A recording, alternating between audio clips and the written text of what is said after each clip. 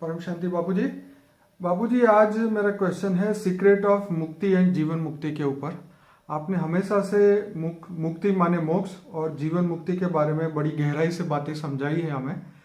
पर मैं ये चाहता था कि आज हम थोड़ा विस्तृत उसके अंदर गहराई से हम इसको चर्चा करें इसके ऊपर कि मोक्ष और मुक्ति क्या एक ही चीज़ है। आप बताइए। देखो, भक्ति मार्ग में लोग मोक्ष और मुक्ति को एक ही समझते हैं जी। मगर मोक्ष पाने के लिए, मुक्ति पाने के लिए अलग शास्त्रों के हिसाब से जो विधि है, शास्त्रोक्त विधि प्रमाण वो करते रहते हैं जी कि ये इसका मोक्ष हो गया, इसकी मुक्ति हो गई, इसी की आत्मा मुक्ति हो गई। तो मोक्ष जो होता है उनको ही ये भक्ति मार्ग वाले मुक्ति समझ लेते हैं, मगर ज्ञान मार्ग में मुक्ति अलग चीज है। अगर ज्ञान मार्ग में मुक्ति समझा जाए तो किसको कहेंगे मुक्ति? बाबू जी, हम पूछेंगे आपको ज्ञान मार्ग के बारे में। पहले आप ये क्लियर कर दें कि मोक्ष और मुक्ति एक ही चीज है या भक्ति मार्ग में एक ही मानते हैं। अच्छा, भक्ति मार्ग में एक ही चीज है और ज्ञान मार्ग में?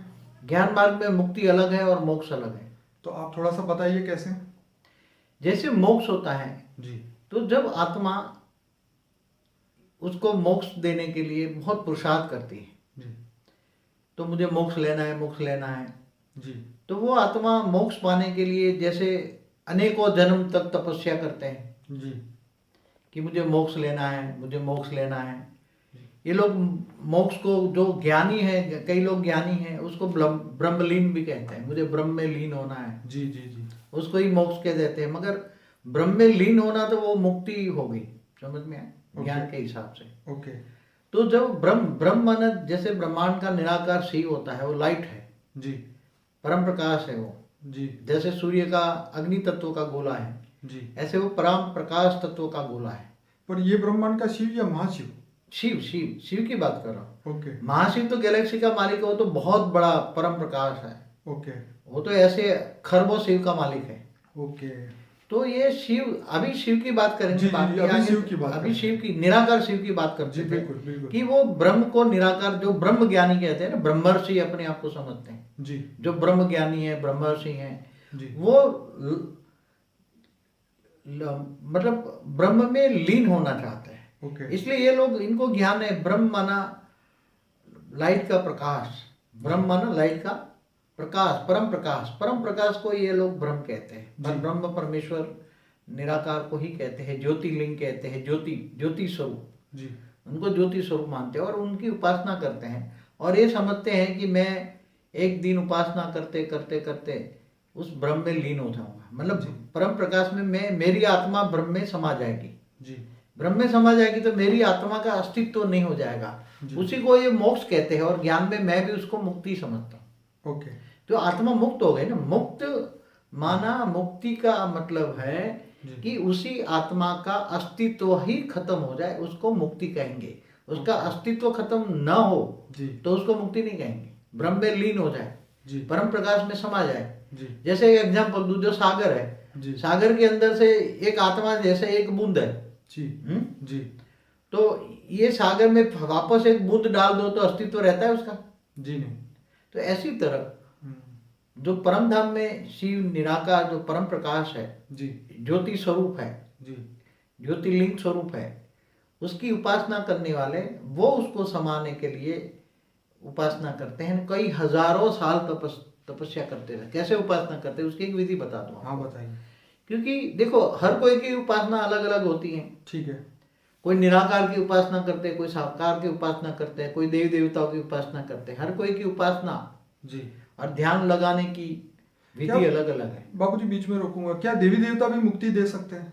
मोक्ष दे देवी सकते हैं? देवता खुद मुक्ति के लिए पुरुषार्थ करे तब, क्योंकि तीसरे लोक में रहते हैं देवी देवता। ओहो उसकी आत्मा में शक्ति नहीं है कि वो तीसरे लोक से चौथे लोक में जाए, ओहो। स्वर्ग लोक से महालोक में जाए। ओके। उसकी आत्मा में शक्ति नहीं होती ना। तो वो तो फिर दोबारा थोड़ी शक्ति होती है, तब तक देवता बनते हैं, फिर वो फिर दोबारा मनुष्य बन जाते तो हैं। बाबूजी, जो मुक्ति पाने के लिए देवी देवता की उपासना कर रहे हैं इस धरती पे रह के, उनका क्या होगा?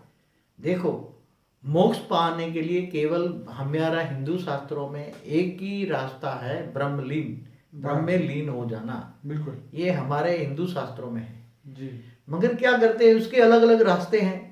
अलग अलग उपासनाओं के रास्ते। पहले उपासना अलग अलग है वो समझो जरा, बेचारे जो अलग अलग रास्ता करके मोक्ष तो सब चाहते हैं, बिल्कुल मुझे चाहते ये जन्म मरण के चक्र में नहीं आना, 84 लाख योनि में नहीं हर इंसान चक्कर यही में- कहता है। हाँ, मोक्ष चाहना है ना। डेफिनेटली। तो मोक्ष के अलग अलग रास्ते, पहले समझो मोक्ष अलग अलग, मनुष्य अलग अलग रास्ते से कैसे जा सकता है। जी पहले जिनको कई जन्मों से मोक्ष का संकल्प लेकर जन्म मरण के चक्र में मनुष्य बनता है, तो अनेक जन्मों के अंत में उसको मोक्ष के लिए थोड़ी सी चांस मिलता है क्या।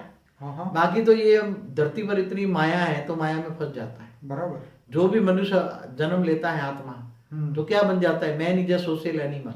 बराबर। तो सोशल एनिमल की तरह, एक सामाजिक प्राणी की तरह जानवर मिसल, सर्प मिसल, कोड़ी मिसल जैसी आत्मा बन जाती है। बराबर। मगर अनेकों जन्मों का संकल्प लेकर उसको मुझे मोक्ष पाना है इसलिए मुझे तपस्या करना है, ऐसे दृढ़ संकल्पों के साथ आत्माएं जन्म लेती हैं। तो कई ऐसी दृढ़ संकल्प वाली आत्माएं जो होती है, उनको पता है कि ये माया है, मोह है, अगले जन्म का उनको ज्ञान होता है बचपन से, थोड़ा थोड़ा इमर्ज होता है जी। तो बचपन से ही वो भाग के जंगलों में चली जाती है जी। और वहां जंगलों में जो ऋषि मुनि बैठे हैं, जी। इनके आश्रमों में रहकर वो बोलते हैं मुझे मुक्ति का ज्ञान तो वो इमर्ज कर लेती है ना, क्योंकि आत्मा बहुत पावरफुल है। जी। क्योंकि कई जन्मों के, अनेक जन्मों का संकल्प है जी। कि मुझे मोक्ष चाहिए, मोक्ष चाहिए, मोक्ष चाहिए। तो हर जन्म में मोक्ष मोक्ष के लिए संकल्प चलते, तो अनेकों जन्म के मोक्ष के संकल्पों के बाद जी। एक जन्म में उसको मोक्ष पाने का चांस मिल जाता है। और जब मोक्ष पाने का चांस मिलता है तो उसको पता है कि अब ये जन्म, ये मैं घर गृहस्थ में रहूंगा, ये संसार में रहूंगा, ये माया में रहूंगा तो फिर फंस जाऊंगा, फिर दोबारा फिर मुझे जन्म लेना पड़ेगा, फिर कर्म बंधन में आऊंगा। इसलिए कर्म बंधन से मुक्ति पाने के लिए ऐसी आत्माएं बहुत ज्ञानी होती हैं। ओके। और अनेकों जन्म में घर गृहस्थ में रहकर भी वो मोक्ष पाने के लिए बहुत थोड़े थोड़े ज्ञान मार्ग में चलती हैं। पर बापूजी यहाँ पे मुझे समझना ये इम्पोर्टेंट है कि क्या सपोज 5 जन्म मैंने बहुत तप किया, उसके बाद क्या मोक्ष होगा, कि जब कल्प प्रलय होगा या जब शिव कालाग्नि पैदा करके सब आत्माओं को अपने अंदर संभालेगा तब मोक्ष होगा? ये बहुत इंपॉर्टेंट क्वेश्चन है मेरे लिए। हाँ, मगर जो भक्ति मार्ग की मोक्ष की बात हो रही है ना, वो तो लास्ट मोमेंट है। ओके। वो तो उसी टाइम पर, तो जब शिव, जैसे अर्ध प्रलय, प्रलय, कल्प प्रलय, तो महाकल्प प्रलय में जब वो शिव काल, ब्रह्मा के 100 साल पूरे हो जाते हैं तो ब्रह्मांड का समय पूरा हो जाता है। जी जी जी। तो शिव सूर्य में प्रवेश करके काल अग्नि पैदा करके पूरे ब्रह्मांड को जलाकर भस्म कर देता है जी। तो उसमें आत्मा भी जलकर भस्म हो जाती है ना काल अग्नि में। ओके। काल माना समय की अग्नि में खत्म हो गया, समय खत्म हो गया तो काल अग्नि। जी। तो ये बहुत अंतिम समय है ना। मगर वो तो ब्रह्मा का 100 साल है, ब्रह्मा का 100 साल को ज्ञानी है, ज्ञानी है तो उसको पता है ना, अभी तो ब्रह्मा का दूसरा पराग चल रहा है जी। ब्रह्मा का पहला पराग माना ब्रह्मा के 50 साल पूरे हो गए जी। अब तो उसको पता है कि ये महाकल्प प्रलय में तो बहुत टाइम है, अब महाकल्प प्रलय में ही आत्माओं को मुक्ति मिलती है। तो वो इंतजार नहीं करेगा ना जिनको मोक्ष पाना है और इन 84 लाख योनियों के चक्कर से छूटना चाहता है, तो जानता है कि ये बार बार जन्म मरण के चक्कर में आने की बजाय हम पुरुषार्थ कर।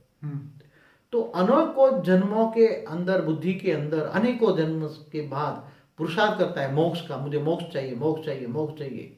हर बार, हर जन्म में मोक्ष के लिए पुरुषार्थ करता है, तब अंतिम जन्म एक बार मोक्ष मिलता है। और ऐसी आत्माएं जंगलों में जाकर ब्रह्मलीन की तपस्या करती हैं और फिर भी एक साथ में ब्रह्मलीन नहीं होती। इसकी प्रोसेस क्या होता है जी?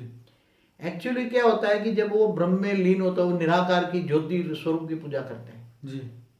ब्रह्म की, पर ब्रह्म परमेश्वर मानते हैं उसको जी। उसको वो लोग पर ब्रह्म को शिव भी नहीं कहते। ओके। शिव तो आकारी जो है ना, शिव शक्ति शिवपुरी में रहता है। जी जी। शिव शक्ति वो उसको मानते हैं, शिव शक्ति। जी जी। और शंकर साकार रूप अवतार है जी। तो शिव शंकर को एक बना के एक कर दिया इन लोगों ने। जी। तो ये शंकर की भी उपासना नहीं करते हैं क्योंकि ये ज्ञानी होते हैं ना, वो मानते हैं कि शंकर तो ये शिव का अवतार है। क्या है? साकारी रूप है। बिल्कुल। शिव एक शिवपुरी में, जो शिव शक्ति शिवपुरी में रहता है, उसका अवतार है शंकर। तो शंकर वास्तव में जो ब्रह्म ज्ञानी है वो शंकर की उपासना नहीं करते, वो तो ब्रह्म की उपासना करते हैं, निराकार की उपासना करते हैं, ज्योति स्वरूप की उपासना करते हैं। और वो परम धाम में जाने के लिए, परम धाम में क्या ज्ञान है, वो परम धाम का ज्ञान लेते हैं। तो बाबूजी यहाँ मेरा ये क्वेश्चन है कि सपोज करो कि आज से 1000 साल पहले अगर किसी साधु संत ने 10,000 साल तप किया है और ब्रह्म में लीन होने के लिए, तो क्या वो समय से पहले उनको मुक्ति मिल सकती है? क्या हाँ वो मिल सकती है ना, मगर उसकी प्रोसेस समझना पड़ेगा ना। हाँ हर कोई जैसे मोक्ष चाहता है, जी मगर इतना आसान चीज नहीं है ना। हम्म, पहले तो समझो कि 10,000 के आने को युगांतर तक तपस्या करते हैं, जी तब देखो वो पहले उसको आत्मस्वरूप का ज्ञान होता है कि मैं आत्मा हूँ जी और मुझे परमात्मा में समा जाना है। ब्रह्म माना परमात्मा, निराकार परमात्मा, निराकार परमात्मा, निराकार शिव, उसमें मुझे परम धाम में जाकर मुझे समा जाना है। ये इसका जीवन का लक्ष्य होता है। ठीक है। और जीवन का लक्ष्य अनेकों जन्मों के बाद जब उसको मिलता है, तब वो जाकर पहाड़ों की कंदरा में छिप जाता है, कोई देखे ना सोचे ना, ऐसे बंद करके गुफाओं में तपस्या करते हैं। तो जब ब्रह्म की उपासना करते हैं तो उसके लिए पढ़ाई होती है, वो पढ़ते हैं ब्रह्म की उपासना के लिए। तो ब्रह्म की उपासना करते करते पहले ओम की ध्वनि करते हैं, धीरे धीरे पहले शुरू में ओम की ध्वनि करते हैं। तो ओम की ध्वनि से मूलाधार चक्र से सारी शक्तियां आत्मा में 8वां चक्र में आती हैं। तो 8वां चक्र जब खुलता है तो आत्म स्वरूप की अनुभूति होती है, आत्मा लाइट स्वरूप की अनुभूति होती है। और जब ब्रह्म फिर 8वां आग्नेय चक्र खुलता है तो फिर उससे ऊपर ज्यादा बहुत पुरुषार्थ करता है। फिर ओम की ध्वनि करके जब आत्मा की अनुभूति होती है तो आत्म स्वरूप में स्थित होकर वो निराकार परमात्मा की परम धाम में याद करता है, निराकार ब्रह्म की उपासना करता है।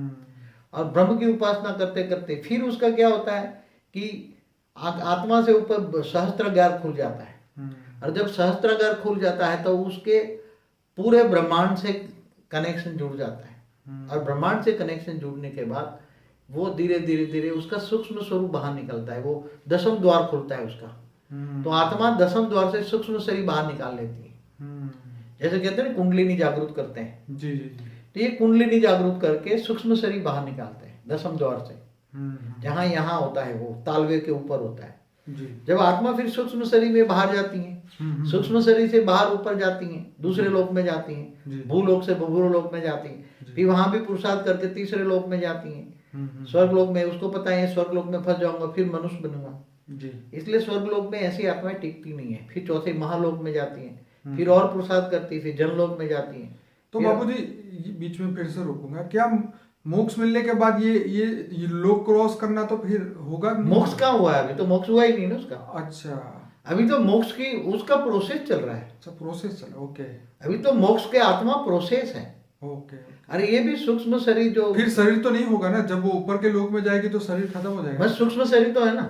अच्छा, नहीं, हम यहाँ बात कर रहे थे स्थूल शरीर के साथ में पहले योग करता है, 10वां द्वार खुलता है, उसका सूक्ष्म शरीर निकलता है, जल तो ये स्थूल शरीर वहां ही रह जाता है अभी। अच्छा, वो वहां ही रहता है जहाँ गुफा में तपस्या करता है ना। हाँ। स्थूल शरीर वहां, मगर वो इतनी तपस्या करते हैं, खाना पीना छोड़ देते हैं। ठीक है। उसके अंदर एक उपासना के अंदर बहुत विधियां होती है, अलग अलग उपासना की विधि होती है जी। वो खाना पीना छोड़ के हवा पर जीते हैं। क्या जी, हवा पर जीते हैं। तो हवा पर जीने से जी। और वो पहले उपासना की अलग अलग विधियां हैं, कई विधियां हैं शास्त्रों में, हमारे हिंदू शास्त्रों में बहुत विधियां है उपासना की जी।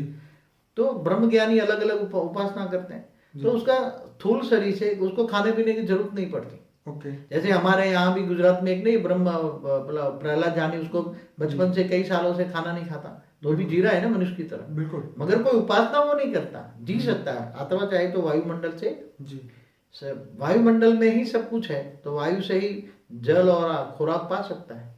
मगर उसको तो आत्मा की अनुभूति करने के लिए, आत्मस्वरूप की अनुभूति करने के लिए ओम की ध्वनि करता है। ओम की ध्वनि करने से कुंडलिनी जागृत हो जाती है और वो भी बहुत टाइम लगता है, बहुत टाइम लगता है। ऐसा नहीं है कि वो 10-15 दिन है, उसको कम से कम 12 साल का ब्रह्मचर्य हो जी, तब उसकी अंदर की जो मूलाधार चक्र में पड़ी हुई शक्तियां ऊपर उठती हैं, ऊर्ध्वगामी होती हैं और धीरे धीरे 8वां चक्र में आत्मा में आती हैं। तब 12 साल के बाद कई साल तपस्या करती है, तब आत्मस्वरूप की अनुभूति होती है। कम से कम उसके लिए तो 12 साल टोटल ब्रह्मचर्य चाहिए, उसके बाद आत्मस्वरूप की अनुभूति होती है। और 10वां द्वार खोलते खोलते तो उसके कई टाइम लग जाता है। तो उसी टाइम उसको जन्म मरण के चक्र में उसका मृत्यु भी आ जाए, तो वो जब उपासना करती है तो यमराज भी उसको बीच में डिस्टर्ब नहीं कर सकता। एक कायदा है ऊपर में। हाँ, एक कायदा है, ये शायद कोई जानता हो ना, मैं बता दूं मगर वो कायदा मैंने देखा है जी, कि जब कोई ब्रह्म की उपासना करता है जब निराकार की उपासना करता है, क्योंकि ये ब्रह्मांड का तो ये ऑलमाइटी अथॉरिटी है, जी इस ब्रह्मांड का तो ऑलमाइटी अथॉरिटी शिव है। जी जी जी तो ब्रह्म ज्ञानी जब ब्रह्म की उपासना करता है तो उसके बीच में यमराज, अगर उसकी कर्मों का हिसाब किताब आया और कर्मों का हिसाब किताब आ गया बीच में, जी और उसका मौत होने का समय भी आ गया, जी जी और यमराज देखता है कि अब उसको मौत करूं या ना करूं, ओके। तो उसको यमराज मौत नहीं करेगा। अमेजिंग बात है ये तो, हाँ? पहली बार ही सुनी है शायद। अब तो शायद कहीं नहीं मिलेगी। आपने तो अभी तक कैमरा में कभी नहीं बताया। नहीं, मैंने अनुभूति की है, मगर मैंने तो इतनी चीजें अनुभूति की है कि शास्त्रों में वर्णन नहीं है उसका। जी ये तो हम जानते हैं, हाँ। पर ये बात बहुत अमेजिंग है, आप बताइए आगे। क्योंकि देखो एक नियम होता है, जी जब ब्रह्म ज्ञानी जब उपासना करता है तो उसका लक्ष्य ऑलमाइटी अथॉरिटी को पाने का होता है, जी तो उसके बीच में कोई भी इंटरफियर नहीं करता दोनों के बीच में। ओके एक नियम है, बना हुआ है। ओके त्याग तपस्या करने वाले अगर कोई उसको तपस्या तोड़ते हैं जी तो उसका बहुत बड़ा पाप चढ़ता है। जी ये इसलिए तो सही इंद्र बात भी बार बार वो तपस्या करने वालों को, कोई भी तपस्या करने वालों को बीच में उसका खंडन करता है, तपस्या का खंडन करता है, है। जी तो जी इंद्र को भी श्राप लग जाता है। हम्म 33 कोटि देवताओं का राजा इंद्र को भी श्राप लग जाता है। जी इसलिए किसी की भी तपस्या का भंग करने का, किसी को जब इंद्र नहीं कर सकता जी, तो ये तो जी। यमराज है। हम्म यमराज को इतनी अथॉरिटी नहीं है, वो वापस चला जाता है, वहां से ऊपर से देखेगा ना यमराज, यमपुरी से, बराबर। कि भाई ये तो ब्रह्म की तपस्या करता है तो उसको कोई नहीं ले सकता। हम्म हाँ, बाकी उपासना करने वालों को ले जाएगा। ओके। चाहे कहे तुम देवी देवताओं की उपासना करो तो बीच में ही तुम्हारी आत्मा उठा के पकड़ के ले जाएगा वो, तो शरीर वहीं रह जाएगा। शरीर वहीं रह जाएगा। ओके। इसलिए उसको मृत्युंजय जप करते हैं ना, जी जी तो जी। उसको भी नहीं कर सकता ना मृत्युंजय जप करने। पर आज तो बाबूजी ऐसा पॉसिबल नहीं है ना। क्यों?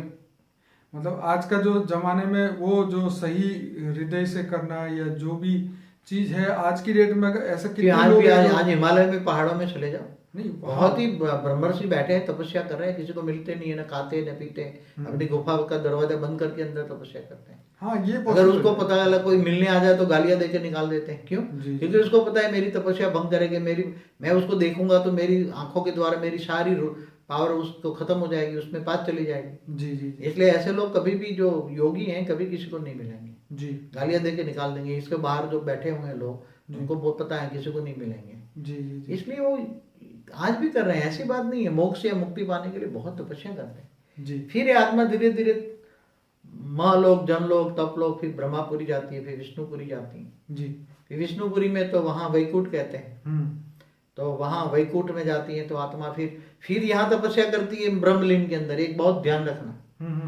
कई आत्मा तो स्वर्गलोक में जाती है ना, वो स्वर्गलोक में ही फंस जाती है। अरे बोले मैंने तपस्या की, चलो स्वर्ग में आ गया, अभी मैं स्वर्ग का भोग भोगूं, पहले एक बार भोग लूं, माया में फंस जाती है। क्या?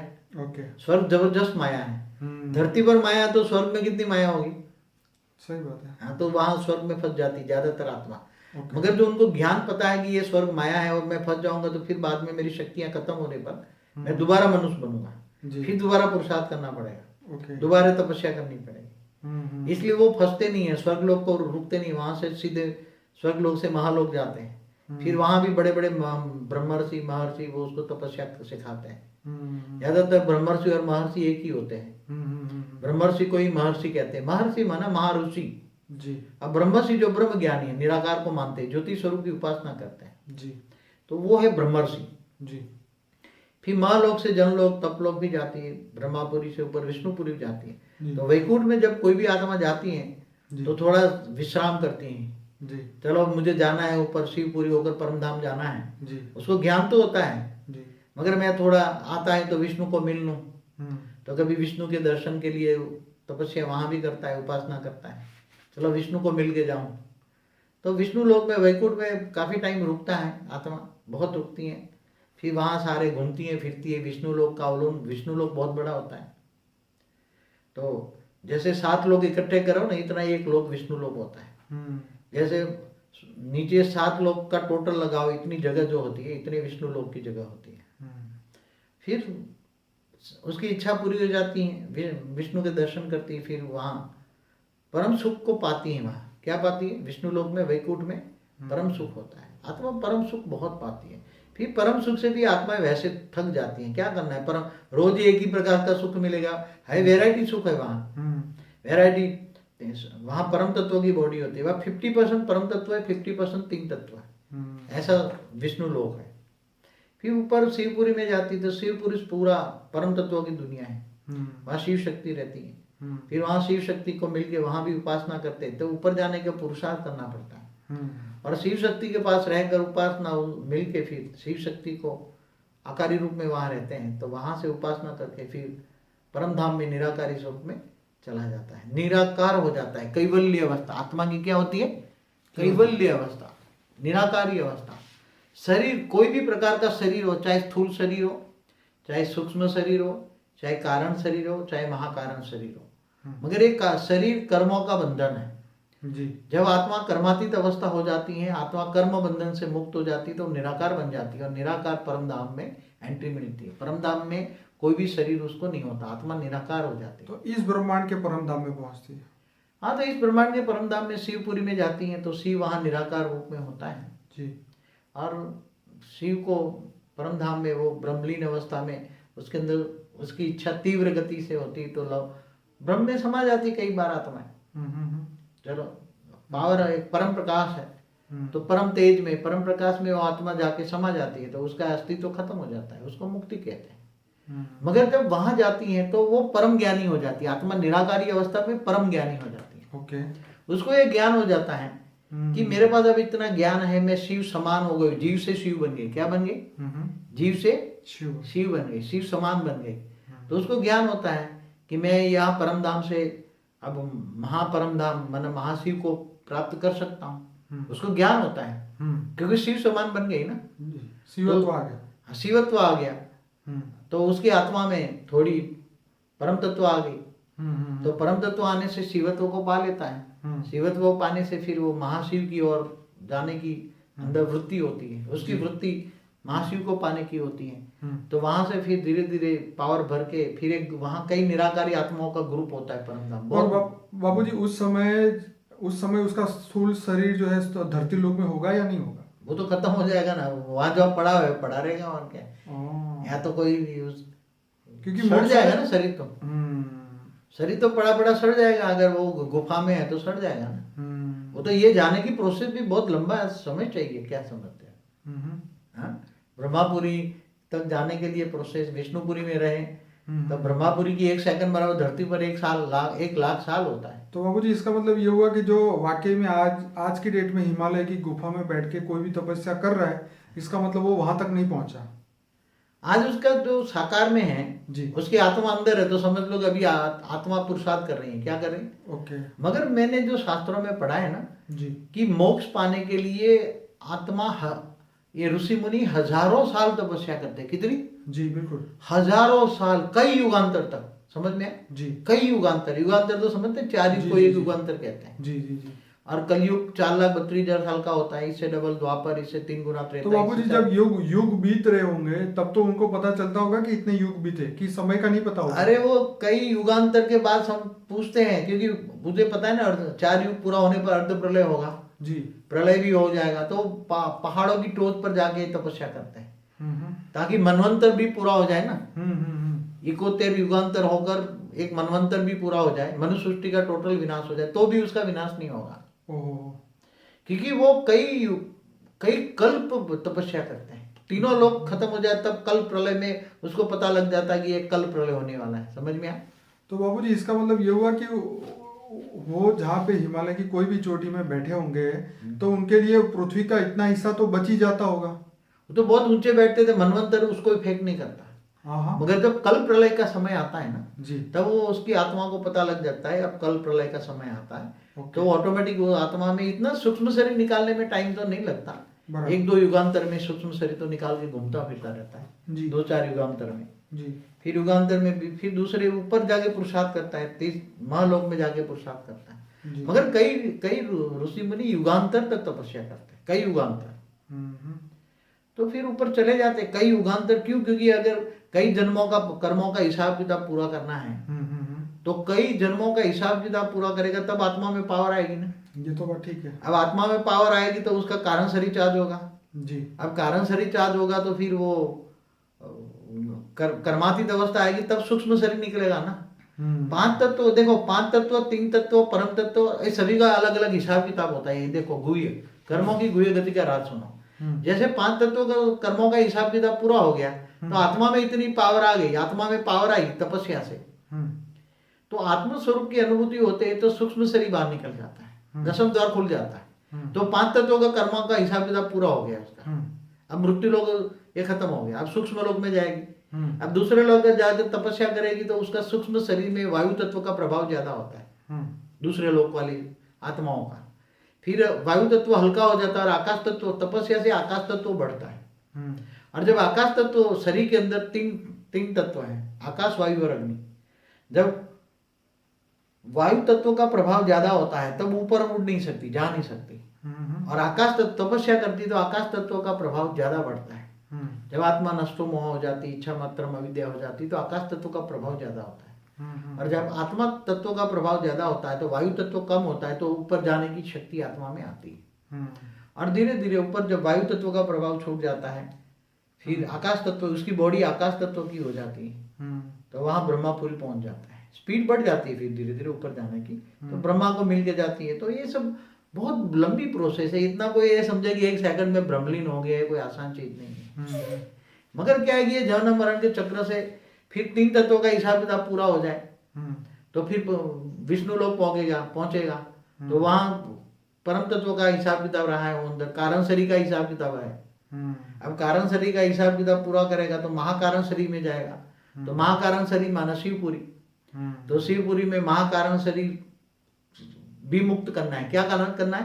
पहले स्थूल शरीर का हिसाब किताब कर्मा, स्थूल शर्म तत्वों का हिसाब किताब पूरा करना है, माना मनुष्य जीवन का कर्मों का हिसाब किताब। क्योंकि अनेकों जन्म अगर मनुष्यों से आता है तो अनेकों साथ कर्म बंधन आया है। अब अनेकों साथ के कर्म बंधन जो आत्मा में रिकॉर्डिंग पड़ा है, उसका कारण शरीर में रिकॉर्डिंग पड़ा है, तो वो कर्मों का हिसाब किताब कैसे चुकता करेगा? योग बल से करेगा। अब योग बल से जब कर्मों का हिसाब किताब चुकते करेगा तो उसकी आत्मा में पावर कैसे आएगी? जब एक स्थूल शरीर का कारण शरीर चार्ज हो जाएगा। मन स्थूल शरीर का कारण शरीर आकाश शरीर, आकाश तत्व, आकाश तत्व तैयार हो गया तो वो उसके फिर आत्म स्वरूप की अनुभूति होगी, दसम द्वार खुल जाएगा तो सूक्ष्म शरीर आए। अब सूक्ष्म शरीर का कर्मों का बंधन है तो ये दूसरे लोक में गई, भूलोक से भूभुरु लोक में गई, वहां भी तपस्या की तो स्वर्ग लोक में गई। तो जैसे जैसे सूक्ष्म शरीर हल्का हो जाता है फिर अंत में आकाश तत्व का शरीर रहता है। ब्रह्मापुरी में आकाश तत्व ज्यादा होता है तो आकाश तत्व पहुंचती है तो ब्रह्मापुरी में पहुंच जाती है, विष्णुपुरी, शिवपुरी, परम धाम ऐसे। मगर जब उसको शिवत्व आ जाता है, शिव बन जाता है जी, तब उसको इच्छा हो जाती है कि मैं महाशिव के पास जाऊं। गैलेक्सी के बीच में महाशिव माना महाब्रह्मांड का मालिक, गैलेक्सी का मालिक। आज ऐसे अरबों ब्रह्मांड, अरबों सोलर सिस्टम माना अरबों ब्रह्मांड, एक सोलर सिस्टम माना एक ब्रह्मांड, ऐसे अरबों ब्रह्मांड एक गैलेक्सी में घूम रहे हैं। तो फिर वो आत्मा धीरे धीरे पुरुषार्थ करके जो महाशिव के बाहर महाविष्णु होता है, महालक्ष्मी, महाविष्णु, फिर महाब्रह्मा, फिर महाइंद्र, तो वो डायरेक्ट नहीं जा सकती मगर वहां महाइंद्र के पास जाती है, वहां भी पुरुषार्थ करना पड़ता है। वो आत्मा इससे बाहर 6 लेयर होते हैं, महाइंद्र के बाहर 6 लेयर होती है। पहले 6 लेयर में एंट्री मिलेगी, फिर वहां पुरुषार्थ करके महाइंद्र की परमिशन से महाब्रह्मा के पास जाएगी, महाब्रह्मा की परमिशन से महाविष्णु के पास जाएगी, और महाविष्णुपुरी होती है, महाविष्णुपुरी, महाविष्णुपुरी से फिर महाशिवपुरी होती है। महाशिवपुरी वहां जाने के बाद महाशक्तियों को मिलता है, महाशिव नहीं मिलता। वहां 16,000 महाशक्तियां होती है, वो पूरी गैलेक्सी को चला रही है, पूरी आकाश गंगा को चला रही है, महाशक्ति होती है। 16,000 चारों राउंड में होती है, वो मिलती है। महाशक्ति माना वो अपनी माँ को मिलता है, क्योंकि फिर उसको आभास होता है कि मैंने बहुत सब कुछ पा लिया, अब और जाने की कोई इच्छा नहीं है। तो फिर महाशक्ति कहती है कि तुम्हें क्या चाहिए, वो चाहिए तो वरदान भी दे दे। वो अगर वो आत्मा चाहती है कि नहीं मुझे ब्रह्मांड बनाना है तो उसकी इतनी पावर भर देती है तो वापस जाके वो ब्रह्मांड सर्जन कर सकता है, वो शिव बन गया। शिव से दोबारा एक पावर इतनी आ जाती है तो वो ब्रह्मांड बना सकता है वो। मगर कई बार होता है नहीं मुझे तो महाशिव महापरम धाम है, महापरम प्रकाश है, उसमें समा जाकर अंदर अपना अस्तित्व खत्म कर देना है, तो उसको मुक्ति चाहिए, तो वहां महामुक्ति कहेंगे उसको। क्या कहेंगे? महाशिव में समा जाना, महाब्रह्म में समा जाना। महाप्रकाश में समा जाना, हो तो महामुक्ति हो गई। मगर ज्यादातर फिर वो कई लोग लालच में आ जाते हैं, चलो मुझे ब्रह्मांड रचना है, मैं मुझे पावर दे दो, तो ब्रह्मांड रचता है। फिर बोलता है कि महाशिव को रचा हूँ, महाशिव को मिला हूँ, महाशक्ति को मिला हूँ, तो फिर मुझे आगे जाना है परम महाशिव के पास। कई आत्माएं इच्छा रखती हैं, तो ये महाशिव उसका दादा हो गया, शिव उसका बाप हो गया, महाशिव उसका दादा हो गया।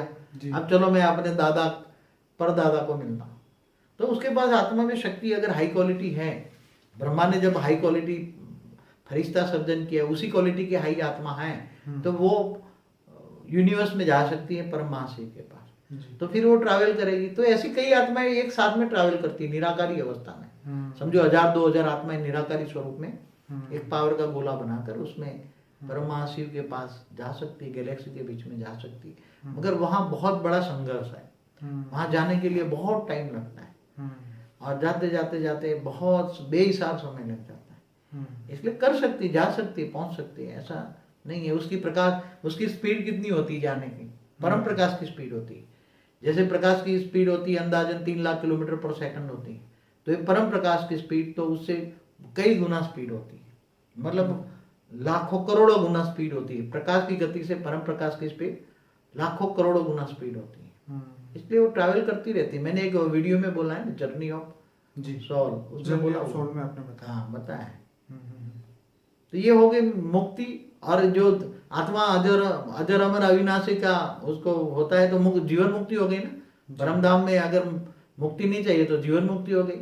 महाशिव के, महाशक्ति के पास गई तो जीवन मुक्ति है वहां। तो मुक्ति और जीवन मुक्ति का अलग अलग मतलब होता है। जैसे विष्णुपुरी में गई तो ये मुक्ति हो, जीवन मुक्ति हो गई जी। जीवन में होकर अनुभव करना मुक्ति का जी। जैसे वैकुंठ में है तो वहां जीवन में है ना, मगर मुक्त स्वरूप है ना, आत्मा आजाद है ना, कर्म बंधन से आजाद है ना, कर्म बंधन में नहीं है। तो वैकुंठ में जीवन मुक्ति होती है, तो शिवपुरी में भी जीवन मुक्ति है, परमधाम में भी जीवन मुक्ति है, महापरमधाम में भी जीवन मुक्ति है, परम महापरमधाम में भी जीवन मुक्ति है। तो इसको जीवन मुक्ति कहेंगे। तो आत्मा जब लीन में समा जाए, लवलीन अवस्था में ब्रह्मलीन हो जाए, तो वो मुक्ति होगी। मगर यहाँ अलग अलग आत्माएं अलग अलग शास्त्रों करती है, हमारा पूर्वजों की मुक्ति कराओ, मुक्ति कराओ। तो नारायण बलि कराती है, नारायण बलि कराती है। नारायण बलि से क्या, नारायण क्या किसी को मुक्ति दे सकता है? मुक्ति तो अंतिम स्वरूप मिलते हैं। इसलिए मगर ये शास्त्रों में अलग अलग है।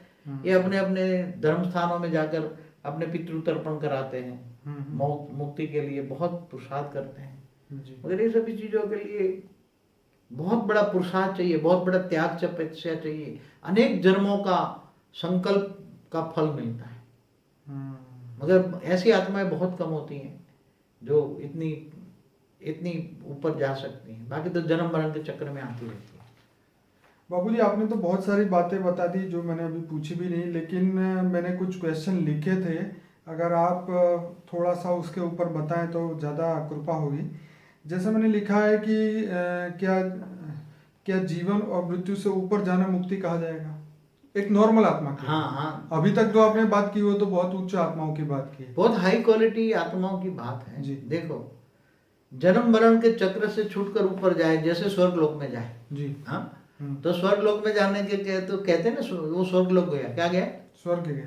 मगर वो आत्मा की तो मुक्ति नहीं होगी ना, वो टेम्पररी, उसको जीवन मुक्ति कहेंगे। जीवन में है मगर वो मोह और माया में फंस गया तो उसको मुक्ति का अनुभव नहीं है। वो तो स्वर्गलोक में तो मोह माया है, तो माया भी बंधन है, तो उसको जीवन मरण से चक्र से ऊपर कैसे कह सकते हैं?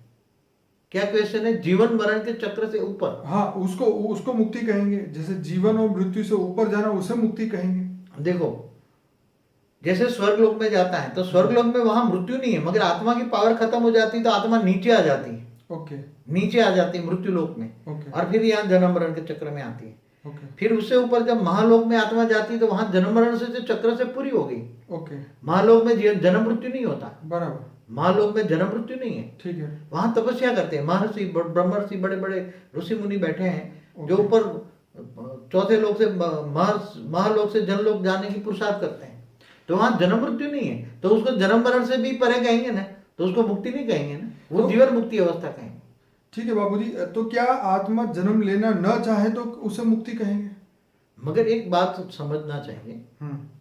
आत्मा जन्म लेना ना चाहे हाँ और आत्मा के अंदर कर्म बंधन है, अनेकों जन्मों का हाँ, कर्मों हाँ, का हाँ, हिसाब किताब है, बिल्कुल। तो उसको पहले एक व्यवस्था थी कि जो धर्मराज था वो चित्रगुप्त का बुक्स में वो एंट्री हुई थी ना, भाई ऊपर जाता है बस तेरे को यहाँ जन्म लेना है, यहाँ जन्म लेना है, बराबर हिसाब किताब था ना वहाँ। बराबर। तो यहाँ भी आज भी आत्मा को कर्म बंधन लागू पड़ता है।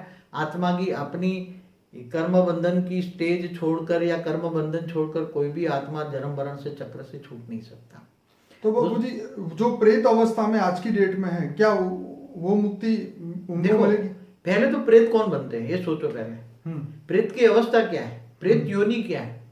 हाँ, जैसे 84 लाख योनि है ना, उसमें एक प्रेत योनि है। बराबर। जैसे मनुष्य योनि है ऐसे एक प्रेत योनि है। ठीक है जी। अब प्रेत योनि के अंदर जो बैठी हुई जो आत्मा है जी वो तो बहुत महापापी मनुष्य होते हैं ना। जी जी जी। हाँ, और महापाप करते हैं और अंत में मनुष्य जब मर जाता है तो अंतमति सो गति होता है जी तो उसकी सदगति नहीं हो सकती, जी।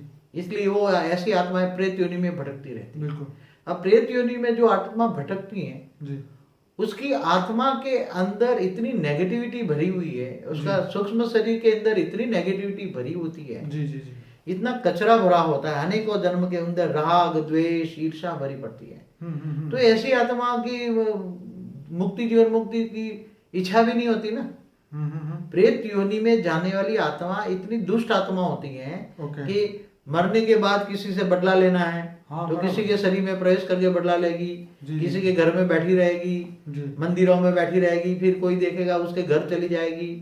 तो जैसे मनुष्य के अंदर राग द्वेष ईर्ष्या है वही बन के प्रेत योनि में जाते हैं। तो प्रेत योनि वाली आत्माएं कभी भी जन्म मरण के चक्र से बाहर निकलने का पुरुषार्थ नहीं कर सकती, इच्छा भी नहीं कर सकते। पुरुषार्थ तो बहुत दूर की बात है। अच्छा। अंदर इच्छा ही नहीं आएगी। एक बात बताऊं, यार चारों ओर पूरा तालाब में कीचड़ भरा हुआ है, ठीक है, अब उसके अंदर कोई स्नान करने कोई मनुष्य गिर जाता है अंदर क्या पड़ेगा, वो तो कीचड़ वाला हो जाएगा, कीचड़ वाला हो गया ना। हाँ। तो प्रेत योनि में रहने वाली ऐसी ब्लैक कीचड़ भरी हुई आत्मा है। अब उसको तुम क्या कहोगे, उसको तो देखो तो काली छाया दिखेगी, क्या दिखेगा? काली छाया, काली छाया, परछाई, परछाई, काली काली काली होगी, उसके अंदर अच्छा ही कुछ भी नहीं। उसे प्रकाश का नेगेटिव रूप परछाई। हाँ, तो प्रकाश है ही नहीं अंदर, नहीं। हाँ। आत्मा के अंदर प्रकाश ही नहीं है। प्रकाश हो तो व्हाइट दिखेगी ना बॉडी उसकी, बराबर, व्हाइट बॉडी दिखेगी, और व्हाइट हो तो देवता बन जाएगी, ऊपर चली जाएगी, देवता लोक में चली जाएगी, दिव्य लोक में चली जाएगी, तीसरे लोक में चली जाएगी, स्वर्ग लोक में चली जाएगी। इसलिए ऐसे प्रेत योनि में कभी भी हमेशा याद रखो, भूत प्रेत योनि में जाने वाली आत्माएं इतनी दुर्गति को पाती हैं, इतनी हजारों साल भटकने के बाद फिर दोबारा मनुष्य अवतार में आती है, या भी कहीं ऐसी योनि में। तो बाबूजी क्या ये बात सही है कि जो प्रेत योनि में वो चाहते हैं कि हम मनुष्य फिर से जन्म ना ले, तो क्या प्रेत योनि में भी उसको कर्म का हिसाब चुकाना पड़ेगा वहां पर? देखो, कर्म बंधन तो उसकी आत्मा में कारण शरीर में रिकॉर्ड है ना। हाँ, बराबर, कहाँ रिकॉर्ड है? कारण कर्मों के कारण कारण शरीर बनता है, बराबर। कारण शरीर माने ऐसी कि आत्मा का आकाश तत्व का शरीर है, ठीक है, आकाश तत्व का शरीर में उसके अंदर परम आकाश नहीं है, ठीक है। तो ऐसी आत्माएं इतनी हाई क्वालिटी की नहीं होती कि वो अच्छा सोचे अच्छा कर्म करे, इसलिए वो चाहे, ये ऐसी चाहेगी नहीं, वो ऐसी आत्मा कि मैं जन्म मरण के चक्र से ऊपर चाहूंगी। ऐसी आत्मा कौन चाहेगी? जो जिनकी आत्मा परम तत्व की बनी है, परम आकाश की बनी है जी, जिनकी आत्मा परम आकाश की बनती है जी, वो ऐसी हाई क्वालिटी आत्मा ही ऊपर जाने की कोशिश करेगी, जन्म मरण के छुटकारा पाने की कोशिश। बाकी जिनकी आत्मा आकाश तत्व से बनी है जी, आकाश तत्व की है आत्मा, तो यही जन्म मरण के चक्र में यही भटकती रहेगी। अच्छा बाबूजी, जो व्यक्ति जो ज्ञान समझने की उसके पास शक्ति ही नहीं है, चाहे वो जिंदा मनुष्य है चाहे वो प्रेत योनि में है, वो ज्ञान समझने की उसमें बुद्धि नहीं है, इंटेलेक्चुअल पावर ही नहीं है, तो उनका क्या होगा? उनको मुक्ति मिलेगी, क्या मिलेगा? वो तो ऐसे ही हमारे जो शास्त्रों के हिसाब किताब में बताया ना कि जन्म मरण के चक्र में आती रहेगी, भटकती रहेगी बस, और उसको क्या है, ऊपर जा नहीं सकती नहीं, ये तो दूसरे लोग में भी जा नहीं सकते। धरती ग्रेविटी को क्रॉस नहीं कर सकती, 200 किलोमीटर तक धरती ग्रेविटी है ना जी, उसको ग्रेविटी का भी कायदा लागू पड़ेगा। उसको 3 तत्वों में वायु तत्व भारी है, ओके तो वायु तत्व भारी है तो धरती जैसे वायु तत्व को खींचती है ना, जी ऐसी तरह उसका वायु तत्व, उसकी शरीर में वायु तत्व भारी है, जी तो उसका शरीर को भी धरती ग्रेविटी खींचेगी। ओके तो धरती की ग्रेविटी को क्रॉस नहीं कर सकती ऐसी आत्मा है, तो इसलिए 200 किलोमीटर ऊपर भी नहीं जा सकती। तो बाबूजी ये मुक्ति पाने का तो क्या एक ही रास्ता है, ज्ञान योग, या कोई और भी रास्ता है? देखो, कोई भी चीज आपको पानी है, जी आपको जैसे डॉक्टर इंजीनियर बनना है, जी तो उसके लिए क्या पढ़ाई पढ़ते हो ना, बिल्कुल। कि ऐसे डॉक्टर इंजीनियर बन जाते हैं? नहीं बिल्कुल, कितने साल पढ़ते हो? बहुत आधी जिंदगी। आधी जिंदगी पढ़ते हैं डॉक्टर इंजीनियर बनने की, और फिर पढ़ाई बनने के बाद मर गया तो वो डिग्री काम में आएगी? नहीं आएगी।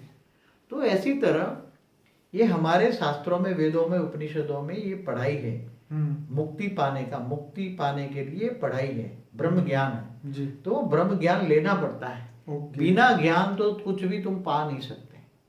तो बाबूजी जो नास्तिक है, ज्ञान भक्ति योग कुछ भी नहीं करते, तो उनका क्या हो? भूत प्रेत योनि में? वो तो प्रेत योनि में जाएंगे, भूत प्रेत योनि में भटकते रहेंगे, फिर दोबारा कहीं ना कहीं भटक, फिर जानवर भी बन सकते हैं। ऐसा क्या है, जानवर बनेंगे दूसरी योनि में। हाँ, तो मैं ये भी पूछना चाह रहा था, क्या ये सब प्रेत योनि वाली आत्माएं जीवात्मा बन के जानवर योनि में क्यों नहीं चली? जाएगी ना, ओके जाती है, इसमें क्या है, 84 लाख योनि में जाती है, वो गलत बात नहीं है। ओके। आत्मा में शक्ति कब बहुत विक्रम पाप करती है, अनेकों जन्म पाप करती है, ओके। तो आत्मा में शक्ति नहीं रहती, उसके संस्कार जैसे कुत्ते जैसे बन गए तो अगले जन्म में कुत्ता बनेगा। ओके। तो जानवर जैसे बन गए तो जानवर बनेगा। संस्कार जैसा होगा, ऐसी आत्मा में जो संस्कार है ऐसी योनि में जाएगी। तो बाबूजी आज तक की डेट में क्या किसी व्यक्ति को मुक्ति, जीवन मुक्ति कुछ मिला है?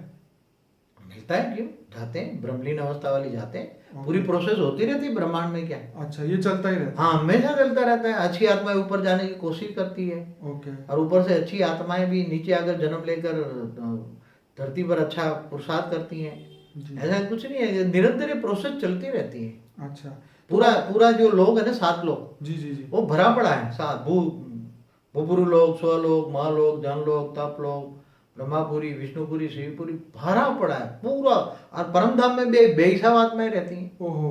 परम धाम में निराकारी अवस्था में कैवल्य ज्ञानी, ओके। निराकारी अवस्था में पूरा ज्ञान हो जाता है, ज्ञान स्वरूप हम कहते हैं निराकार स्टेज को। तो बहुत भरा पड़ा है, पूरा ब्रह्मांड भरा रहता है, ऐसे कोई जरूर। और दूसरे ब्रह्मांड वाले भी हमारे ब्रह्मांड में आते जाते रहते हैं। ओके।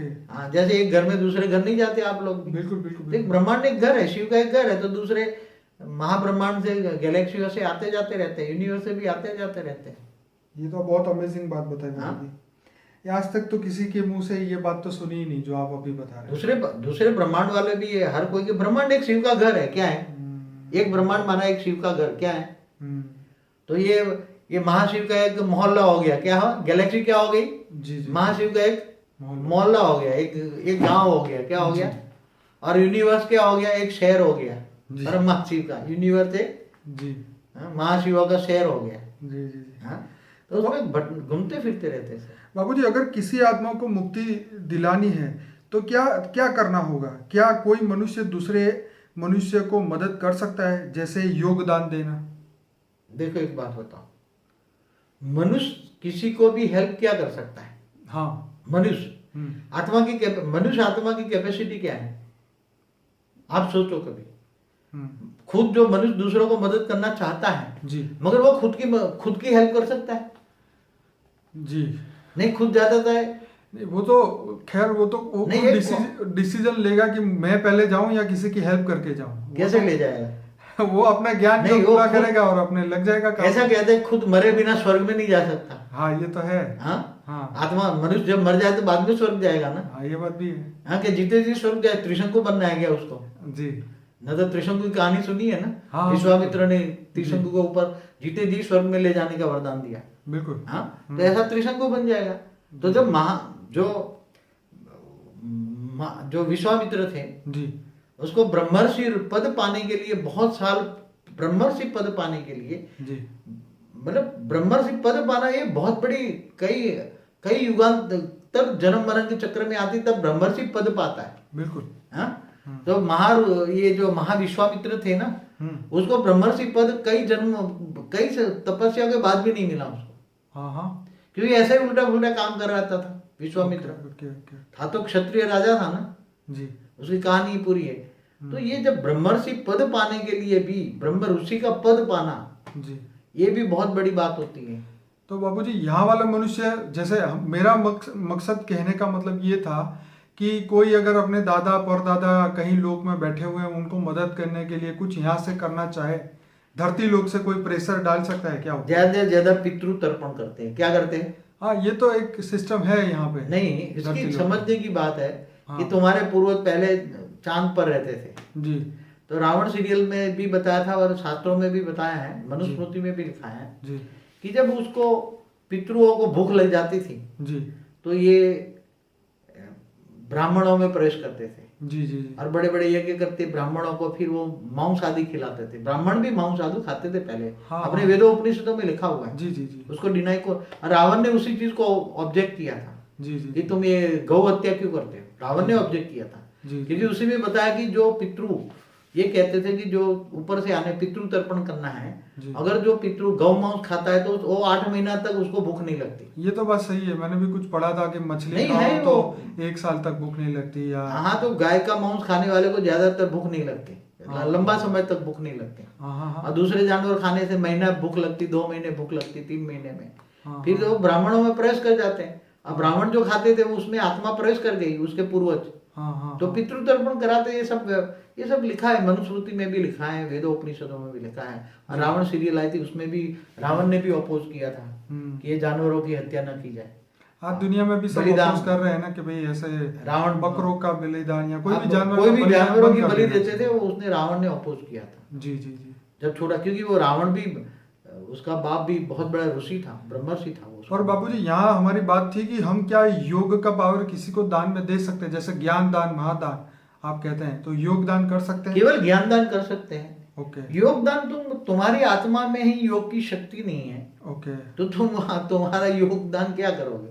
ओके। आजकल क्या एक नई सिस्टम निकले, दूसरों को एक चैनल बना रहे हैं हाँ हाँ, पावर देने के लिए। वो बीमार है उसको पावर आजकल यही चलता है व्हाट्सएप के ग्रुप में, भाई ये बीमार है, बाकी के लोग इनको पावर दे सकते थे, ये दे वो दे, पर रियलिटी में क्या होता है वो मगर एक बात बताओ, उससे होता है क्या? मैं एक बात बताऊं, जी मैंने अपनी एक वीडियो में बताया था ना, वो पावर ट्रांसफर पावर क्या करते हैं उसको, वो जैसे रेकी वाले नहीं पावर देते हैं हाँ, हीलिंग उसको, हीलिंग हीलिंग हीलिंग। एक अपनी वीडियो बनी थी पावर। हाँ, सीक्रेट ऑफ हीलिंग के अंदर बताया आपने। हाँ, तो हीलिंग में क्या है, एक दूसरे को पावर हील करते हैं ना। जी अरे भाई, तेरे अंदर कूड़ा कचरा भरा हुआ है, हीलिंग करने वाले के अंदर ही गुस्सा भरा हुआ है, तो उसके अंदर गुस्सा ट्रांसफर करोगे? ये तो तुम्हारे अंदर है ही क्या? हाँ। तुम्हारे अंदर जो होगा वो तुम ट्रांसफर करोगे ना। बिल्कुल। तो ऊपर से जो बीमार है, तुम उसको हीलिंग करने जाओगे तो तुम्हारा कचरा उसके अंदर जाएगा तो और बीमार हो जाएगा। नहीं मरना होगा तो मर जाएगा और क्या। जी, जी, अरे सोचो, तुम्हारे पास है क्या तो तुम दोगे, हीलिंग करोगे? मेरे को तो समझ में नहीं आता है। एक सोचने वाली बात है, तुम्हारे पास है क्या? तुम्हारे पास गुस्सा है, हाँ? तुम कामी हो, क्रोधी हो, लोभी हो, मोही हो, अहंकारी हो, और तुम किसी को वाइब्रेशन ट्रांसफर करोगे, तुम्हारे अंदर जो होगा वो दूसरों को पास जाएगा ना। हाँ, ये तो बात ठीक है। हाँ, एक सीधी सी बात है ना। तुम्हारे पास जो होगा वो दोगे ना। तुम्हारे खुद के पास शांति नहीं है, मन की शांति नहीं, तुम दूसरों को क्या शांति दोगे? शांति दान करो। क्या शांति दान करोगे भाई? सही बात है। हाँ, जी तुम अंदर गुस्से से लाल पीले हो रहे हो, जी हाँ, जी। इतने महाविकारी हो। बापूजी, तो जब शिव काल अग्नि पैदा करके और आत्माओं को अपने रोम रोम में समा देते हैं, तो उसको मुक्ति कहेंगे या जीवन मुक्ति वो कहेंगे? जो रोम रोम में समाने वाली बात है ना, जी वो महाशिव करता है। ओके। महाशिव महाकाल प्रलय में अनंत कोटि शिव नहीं ब्रह्मांड- करेगा ये काम? शिव तो साधारण अग्नि पैदा करता है ओह। सूर्य में प्रेस करके। अच्छा। जो रोम रोम में समाने वाली बात है ना, वो अच्छा, वो महाशिव महाकाल अग्नि पैदा करके हाँ। अनंत कोटि ब्रह्मांडों को अपने रोम रोम में समा लेता है। बराबर। एक ब्रह्मांड उसके रोम में, एक सेल माना एक ब्रह्मांड उसका। महाशिव के जितने सेल है इतने ब्रह्मांड। तो बाबूजी, आपने एक और बात भी बोली थी, जो आत्मा परम तत्व की बनी हुई है, जो ऊपर के पर ब्रह्म में से आपने बताया था डायरेक्ट हाँ, बनी है, हाँ। तो उन आत्माओं को मुक्ति मिलेगी या जीवन मुक्ति? देखो, ऐसा है, जो एक सीधी सी बात है, समझो कि कोई आत्मा हमारे ब्रह्मांड में जी महा गैलेक्सी से महाशिव की कैटेगरी की, वहां महाशिव की रचना आती है, ठीक है और वो परम तत्वों से बनी है, ठीक है और वो हमारे ब्रह्मांड में आती है, ठीक है और एक साधारण मनुष्य बन जाती है। ठीक है। तो वो तपस्या करके ये आती तो देखने के लिए, अनुभव करने के लिए आती है कि मनुष्य अवतार क्या है, मैं जरा देखूं। मगर ये 2 4 5 जन्म लेगी, फिर वो उब जाएगी, फिर वो तपस्या करके ऊपर जाने की कोशिश करेगी। तो काल अग्नि के समय पर वो जो शिव की जो रचना है वो जलकर भस्म हो जाएगी। अच्छा। मगर ऐसी आत्माएं शिव से हाई कैटेगरी वाली जो आत्मा है जी। वो जलेगी नहीं, वो उससे पहले उसको पता लग जाएगा, वो दूसरे छोड़कर चली जाएगी, ओके। उसको जला नहीं सकता। परम तत्वों की आत्माएं काल अग्नि में नहीं जल सकती। ओके। केवल आकाश तत्व वाली आत्मा ही काल अग्नि में जलकर खत्म हो जाती है। तो परम आकाश से बनी हुई आत्माएं खत्म नहीं होती परम तत्वों से। ओके। तो बाबूजी अब थोड़ा सा जीवन मुक्ति के बारे में बताइए। अभी तक जो बताया सब कुछ मुक्ति के बारे में, अब जीवन मुक्ति के बारे में बताइए। देखो, जीवन मुक्ति माना ज्ञान के अंदर इसका मतलब ये होता है, ये बात आपने ही समझाई, आज तक हमने कहीं ये बात नहीं पढ़ी, नहीं, यही आपने बताया था कि ये सबसे उच्च अवस्था है। हाँ, तो जीवन मुक्ति अवस्था महान ऊंची अवस्था होती है। ओके। जैसे एक मनुष्य है जी। उसको होता है कि मैं पुरुषार्थ करके जीवन मुक्ति में मुझे जाना है। जी। तो धीरे धीरे मनुष्य अवतार पुरुषार्थ करके ब्रह्म स्वरूप को याद करता है जी। या गीता के भगवान को याद करता है, मगर गीता का भगवान कृष्ण को शरण में जाता है। जी। तो वो गीता का भगवान कौन? जी। जो तुम्हें जीवन मुक्ति अंदर जाना है तो जी। कहाँ जाना है तुम्हें? पहले तो जीवन मुक्ति अवस्था क्या है? जीवन मुक्ति अवस्था माना अमरलोक। क्या? अमर पद। जी। जहां तुम आत्मा मुक्त अवस्था में रहती है। कहाँ? ओके। परम धाम। ओके। जहां आत्मा मुक्त अवस्था होती है, अमर लोक। तो आत्माएं मुक्त हो जाती है। आत्माओं के साथ कर्म बंधन कोई नहीं होता। ओके। आत्माओं का जब कर्म बंधन होता है, कर्मातीत अवस्था होता है, तब उसको जीवन मुक्ति की अवस्था कहते हैं। जब कोई भी कर्म बंधन, तब आत्मा परम धाम में चली जाती है। आत्मा कैवल्य अवस्था निराकारी होती है। तो उसको परम धाम में जाना है, तो परम धाम में जाने के लिए कौन से किसकी उपासना करें, ये पहले सोचेगी ना। कि अगर तुम विष्णु की उपासना करो तो विष्णुपुरी में जाओगे, बराबर। मगर विष्णु की पुरी वो परम पद नहीं है, वो तो वैकुंठ है। जी। वैकुंठ से भी वापस आत्मा आ सकती है धरती पर। अब शिवपुरी को जाओगे तो शिवपुरी तक जाओगे, मगर डायरेक्ट तो परम पद जाना है। तो गीता का भगवान ने कहा है, तू सर्वधर्म परित्यज्य मामेकम शरणम मम। जी। तो ये कृष्ण का भगवान जो है, गीता का भगवान जो है, वो ऑलमाइटी ऑथोरिटी है। उसने बोला, मुझे सूर्य की भांति मेरी परम तत्व की रोशनी है, सूर्य की भांति मुझे याद कर, निराकार परम प्रकाश को याद कर। क्या कर? मैं हूं निराकार परम प्रकाश को याद कर, तो मैं तुझे अंत में तुझे कहाँ ले जाऊंगा? परम धाम में, उच्च पद में ले जाऊंगा। परम धाम में माना जीवन मुक्ति, जहाँ जीवन है मगर कर्म बंधन नहीं है, इसलिए मुक्ति है। कर्म बंधन से मुक्ति, ऐसी आत्मा की स्टेज, उसको जीवन मुक्ति कहते हैं। कोई कर्म बंधन नहीं, निराकारी अवस्था।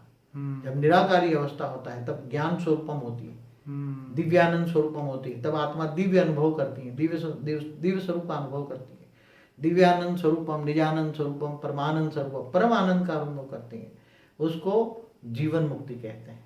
मगर जब जीवन मुक्ति में फिर वो जागती है महापरम धाम में, महाशिव के पास जाती है, तो वहां महाजीवन मुक्ति कहेंगे। क्या कहेंगे? जी। इस परम धाम में उसको जीवन मुक्ति कहेंगे, महापरम धाम में जाएगी तो जीवन मुक्ति कहेंगे। आगे यूनिवर्स में जाती है, महापरम शिव के पास, महापरम धाम में, महापरम धाम में जाती है, तो वो परम महाजीवन मुक्ति, महाअमरलोक।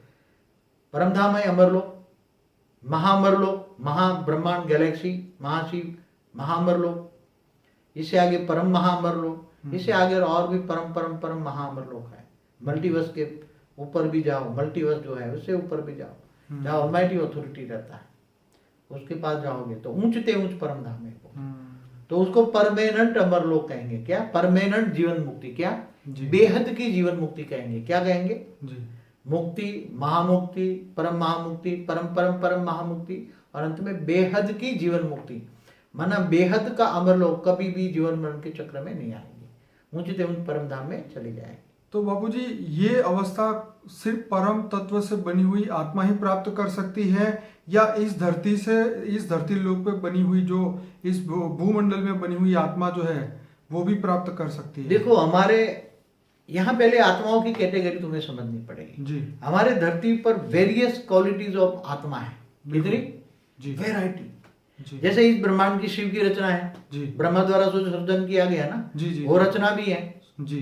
तो वो तो मुश्किल से ही ब्रह्मांड के परम धाम जो जा सकती है। ठीक है मैंने आगे बताया कि जो गैलेक्सी से आई है, महाशिव की रचना है, जी, तो उसके अंदर परम तत्व होता है, वो आत्माएं परम आकाश से बनी हुई होती हैं। बिल्कुल तो वो महाशिव की उपासना कर तक महाशिव तक जा सकती हैं। जी दूसरी कई जो यूनिवर्स से भी आए हुए हैं, जी तो यूनिवर्स से आई हुई उसकी कैटेगरी थोड़ी हाई होती है आत्मा की, तो वो तपस्या करके यूनिवर्स तक जा सकते जी। हैं। इससे और भी हैं कि ग्रेट यूनिवर्स से आए हैं, जी इससे ऊपर ग्रेट यूनिवर्स से भी आए हैं। हम्म। तो जो जहां से आई है वो वहां जा सकती है और ज्ञान भी उतना ही लेगा। देखो हाँ। जो आत्मा, जी। जैसे हम बेहद का ब्रह्मांड का ज्ञान दे रहे हैं, ठीक है हमारे कई है ना कि यूनिवर्स का ज्ञान दिया है, गैलेक्सियों का ज्ञान दिया है, मल्टीवर्स का बताया आपने, और मतलब आपने इस 2101 का ब्रह्मांड के लगा बारे में ब्रह्मांड, बताया। बेहद का ब्रह्मांड का 21 ज्ञान भी पेज वाला, हमने जी। यूट्यूब में डाला हुआ है। जी तो जो बेहद की आत्मा होगी, कौन सी? बेहद की, बेहद, क्योंकि ऑलमाइटी अथॉरिटी बेहद का ब्रह्मांड का जो मालिक है, जी वो आकर पूरे मल्टीवर्स को चेंज करने के लिए बेहद की आत्माओं की उसने रचना की है। जी और बेहद की आत्माएं ऐसे मैंने बनाया कि ये धरती पर 9,16,000, 1,008 और 108 है। जी तो वो बेहद की आत्मा का ज्ञान, बेहद का ज्ञान सुनेंगी और बेहद के बाप को जानेगी, तो वो ऊंचते ऊंच परमधाम में जाएंगे इनके पास, ओके बेहद के परमधाम में जाएगी। तो ऐसे नंबरवार है। जैसे ये एंशिएंट एलियन वाले भी बताते हैं ना जी। कि जैसे अलग अलग कोई ग्रहों से आई है, कोई गैलेक्सियों से आई है, सही बात कभी यूनिवर्स से आई। जैसे यीशु ख्रिस्त वाले क्या बताते हैं हम्म। कि यीशु ख्रिस्त 7 यूनिवर्स का मालिक है। जी तो दूर दूर से यूनिवर्स से आया होगा ना, बिल्कुल। उसका पूरा ग्रुप लेकर आया होगा ना, तो बिल्कुल। उसके साथ बेहिसाब खरबों खरबों आत्माएं होगी ना, बिल्कुल। तब धरती पर वो मनुष्य बन के अपना साम्राज्य बढ़ा रहे हैं ना, जी क्रिश्चियन धर्म। बिल्कुल बिल्कुल। तो ऐसी तरह जैसे जो मुस्लिम लोग वाले हैं, उन्होंने मैं कहीं सुना है, तो ये बताया कि हमारा जो खुदा ताला है ऐसे 18,000 धरतियों पर राज करता है। बिल्कुल।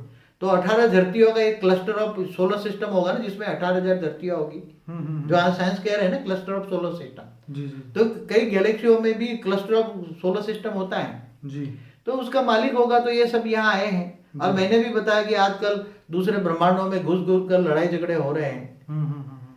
पूरी गैलेक्सियों में, एक गैलेक्सी दूसरी गैलेक्सियों में भी लड़ाई झगड़ा हो रहा है, पूरे यूनिवर्स में लड़ाई झगड़ा हो रहा है पूरे। तो ये सब हो रहा है, तो घुसते जाते हैं, घुसते तो धरती पर कई दूर दूर से कहीं आए हैं। इसलिए तो इतने धर्म संप्रदाय कहाँ से आए? पहले थे इतने, आज से 2000 साल पहले यीशु ख्रिस्त था, तो दूसरे दूर दूर से यूनिवर्स से आए हैं। मुसलमान भी दूर दूर से। तो बाबूजी ये हर धर्म की आत्मा धरती पे है, उन सब की मुक्ति कैसे होगी फिर? वो तो ऐसा है, हाँ, वो बेहद की मुक्ति की बात करो। जैसे ऑलमाइटी अथॉरिटी है, वो पूरे मल्टीवर्स को जीवन मुक्ति और मुक्ति जीवन मुक्ति देगा। कितने? ओके। उसने जो जैसे ब्रह्मा कुमारियों में जैसे कृष्ण से द्वारा गीता ज्ञान सुना है ना, आज से 5,000 साल पहले, महाभारत के युद्ध के समय, और उससे पहले भी रामावतार हुआ, रामराज नहीं हुआ, कृष्ण अवतार में कृष्ण का नहीं काम हुआ। तो अभी दोबारा आत्मा, कृष्ण वाली आत्मा ब्रह्मा का रोल करके ब्रह्मा कुमारी में ये गॉड रेस द्वारा वाणी चल के वो ज्ञान दे रही है। ओके। तो ये कह रही है ना कि यहाँ 9 लाख को जीवन मुक्ति, बाकी सबको मुक्ति, पूरे मल्टीवर्स में बाकी सबको मुक्ति कह रही है। ओके। हाँ समझ, मैं नहीं कह रहा, जो कृष्ण वाली आत्मा के द्वारा ऑलमाइटी अथॉरिटी कह रहा है। ओके। किसने कहा? गीता ज्ञान किसने दिया? ऑलमाइटी अथॉरिटी ने। जी।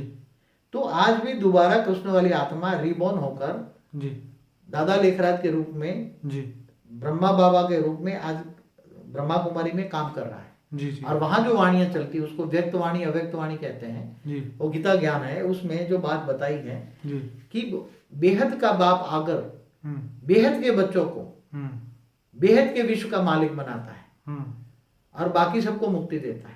तो पूरे मल्टीवर्स वालों को मुक्ति देगा, इसका मतलब ही वो है ना, क्योंकि पूरा चढ़ा हुआ मल्टीवर्स है। तो मल्टीवर्स में तो सब धर्म की आत्मा आ ही जाएगी ना, फिर कुछ ये तो बचेगा धरती पर तो कुछ नहीं है, मल्टीवर्स तो कितना बड़ा है। मैं वही बात कर रहा हूँ कि इस मल्टीवर्स के अंदर तो फिर तो 7 आसमान भी आ गए और 7 यूनिवर्स भी आ गए, सब आ गया ना। 7 यूनिवर्स तो कुछ नहीं है ना। हाँ। साइंस के हिसाब से यूनिवर्स कितने हैं? 10 तो raised उन to सब 500। उसका मतलब ये है कि मल्टीवर्स के अंदर की सब आत्माओं को मुक्ति मिलेगी ना। मल्टीवर्स में परम तत्व उतारेंगे, ओके। तो परम तत्व उतरते ही सारे तत्व वाली आत्माएं डाइल्यूट हो जाएगी। ओके। डाइल्यूट हो जाना माना मुक्त हो जाना। तो मुक्ति, और जो हाई क्वालिटी जिनकी आत्मा परम प्रकाश की बनती है, कौन सी? परम तत्वों की नहीं, परम प्रकाश की, जिसकी आत्मा परम प्रकाश की बनती है। जी। वो ही जीवन मुक्ति में जाएगी ऊपर, और वो भी ऊंचे ऊंच परम धाम में जाएगी। ओके वही उसने कृष्ण वाली आत्मा ने कहा हुआ है। जी इसलिए मुक्ति जीवन मुक्ति का काम होना ही है। एक पल में पूरे मल्टीवर्स में मुक्ति, बाकी सबको जीवन मुक्ति, एक पल में जीवन मुक्ति जी और मुक्ति।